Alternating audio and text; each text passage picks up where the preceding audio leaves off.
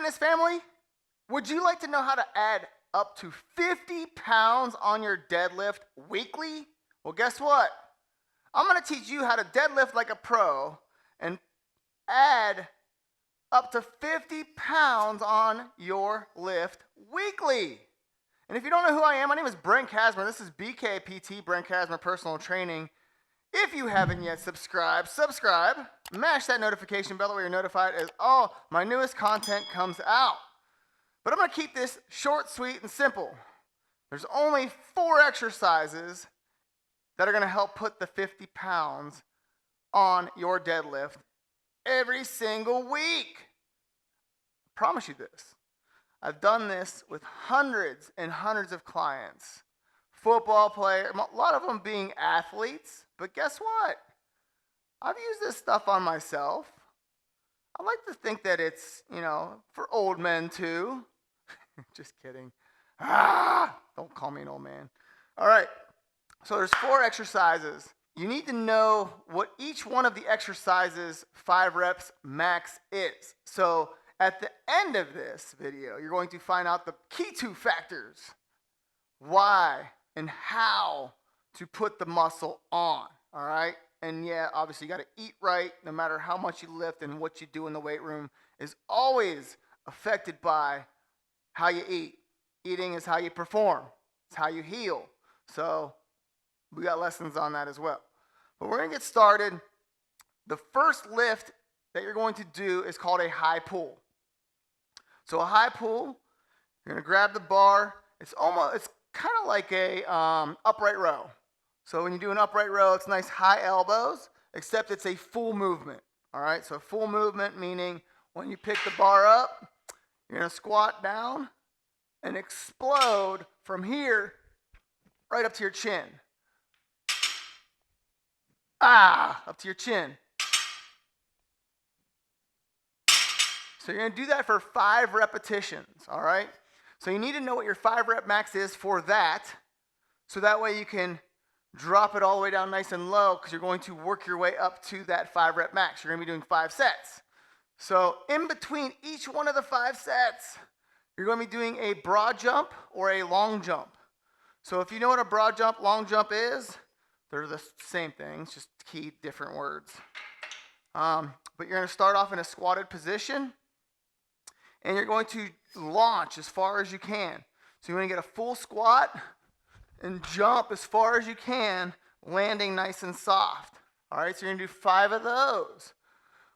You're going to add 20% onto the bar. All right, so you're going to take your 5 rep max, 20% less, 20% less, 20% less, 20% less. So that way when your first exercise, you want to be nice and light and incrementally increase till you get to that 5 rep max, which will be your last set. Does that make sense? If not, go back, rewind it, watch it again. So, but if you have questions, always ask me in the comments. That way I can explain it in greater detail to you, because I always want you to understand it. Because there's no reason not to put 50 pounds on weekly. So, this helps people all the time. All right, once you get done with those 5 sets, we're going to go into a mid-pull. So mid-pull is wider hand grip. So this is like your deadlift grip. So nice grip, and it's the same thing. So obviously you have a high pull, right? What do you think a mid-pull is? This one's going to be around the stomach area, so belly button and sternum.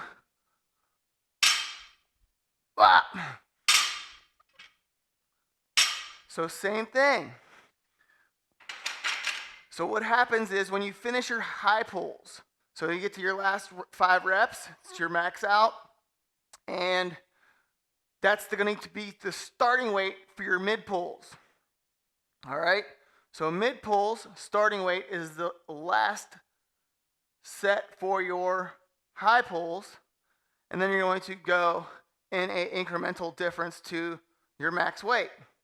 So you know your max weight, you know what your mid pull is, or your end of your high pull is, and you kind of just make sure you break apart the differences in between it. So that way you can get to that end result. Those lifts are not our main importance. Like, they're there to help you kind of get good and warmed up going into our deadlift, which is our meat and potatoes, and then also the exercise there right after. So with the mid pulls, you're going to go ahead right into the long jumps, aka broad jumps also. So this gets you that ballistic movement. You're firing from your hips, cores, waist, knees, ankles, and you're getting that nice huge launch in.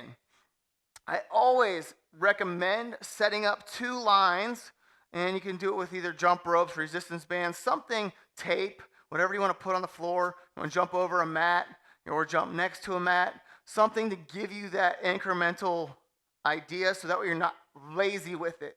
You want to make sure you're always improving on all of these lifts, okay? So as you can imagine, 5 sets, 5 repetitions, working all the way up to your 5 rep max for your mid pull. The third exercise is your deadlift. This is the meat and potatoes, okay? So this is where you want to make sure your strength is dead on. So you feel great, warmed up, heart's beating. We're going to start off with obviously the ending weight, what you just did for your last set of 5 on your mid pulls. And we're going to go ahead and take your 5 rep max where you're at for your deadlifts. We want to hit that max at your 3rd set. So you're going to have your max weight for high pulls, which is your starting weight for your deadlifts. You're going to go ahead and split the difference between that starting weight and your max set for your 2nd set. Okay?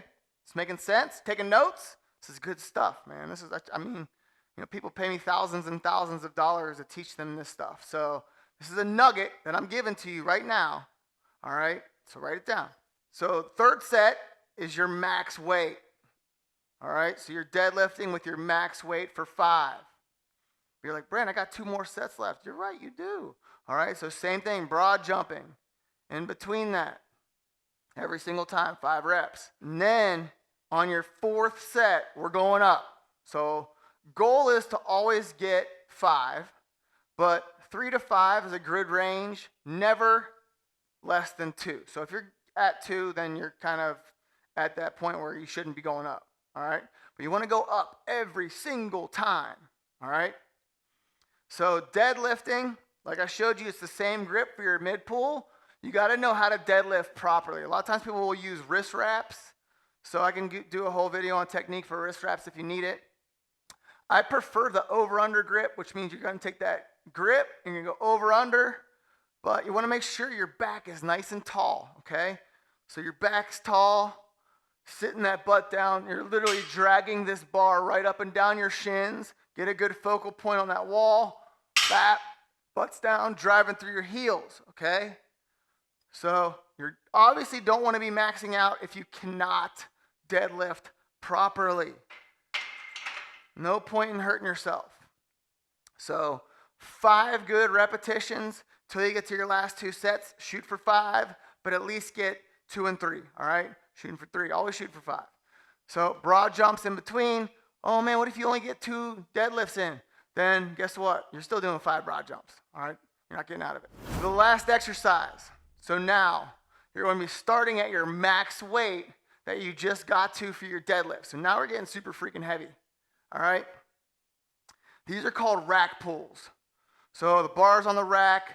I always put it at like right about where my knees are. And you're squatting down and you're just getting that top half part, squatting back down, setting it right back on the rack. Okay? If you miss, drop the weight.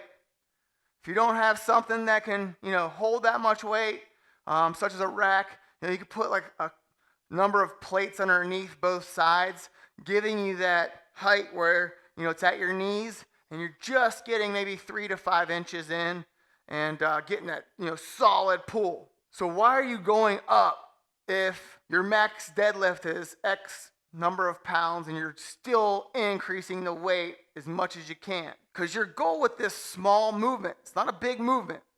And a lot of times where people get injured in their deadlift is from the floor, to that first half point. So this is taking a lot of that injury prevention out because you're going on to a top half rack or a rack pull.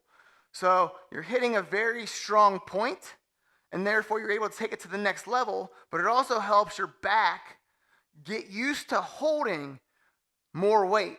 It gets your grip used to holding more weight than you can deadlift. It's getting a lot of your body used to carrying a bigger load. So therefore, when it gets down and dirty, you're slapping on that deadlift weight and you're like, shoot!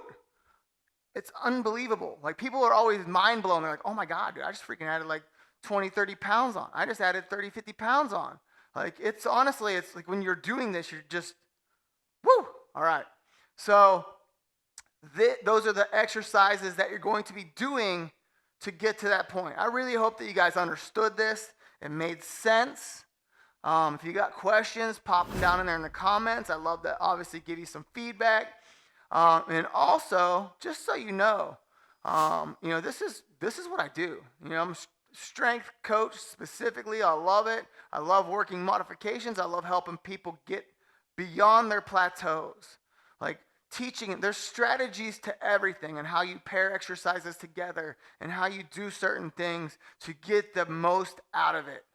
Because at the end of the day, if you're just treading water and going through exercises, it gets boring. And then you get bored, and you want to stop, and it's just this whole spiral of stuff. So there's always good goals to set, and there's good things to hit and to reach for and say you've accomplished. So, all right. Brent Kasmer, BKPD, Brent Kasmer Personal Training. Make sure you like, subscribe, and mash that notification bell. And show me some love, give me some likes, and I will see you in the next video.